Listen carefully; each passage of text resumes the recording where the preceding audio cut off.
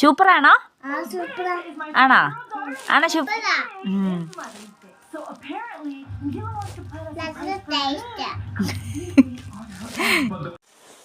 Hello, ഇമ്മിണി വലിയ സന്തോഷത്തിലേക്ക് വീണ്ടും സ്വാഗതം. ഇന്ന് നമ്മൾ ഉണ്ടാക്കാൻ പോകുന്നത് മീൻ പീരയാണ്.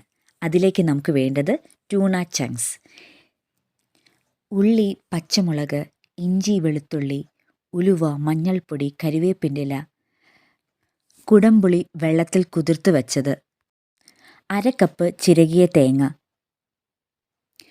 മീൻപീര തയ്യാറാക്കുന്ന പാനിലേക്ക് ആദ്യമായി ട്യൂണ ചങ്ക്സ് ഇട്ട് കൊടുക്കുക. അതിലേക്ക് തേങ്ങാപ്പീരയും അതിലേക്ക് ഇട്ട് കൊടുക്കുക.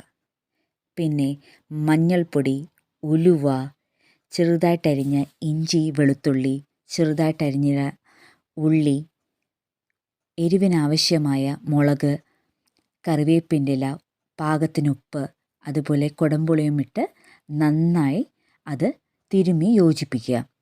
നന്നായി തിരുമ്മി യോജിപ്പിച്ചതിന് ശേഷം അത് അടച്ച് വെച്ച് നമുക്ക് 10 മിനിറ്റ് വേവിച്ചെടുക്കാവുന്നതാണ്. നല്ല ചൂട് പറക്കുന്ന സ്വാദിഷ്ടമായ മീൻപീര തയ്യാർ. Bye bye.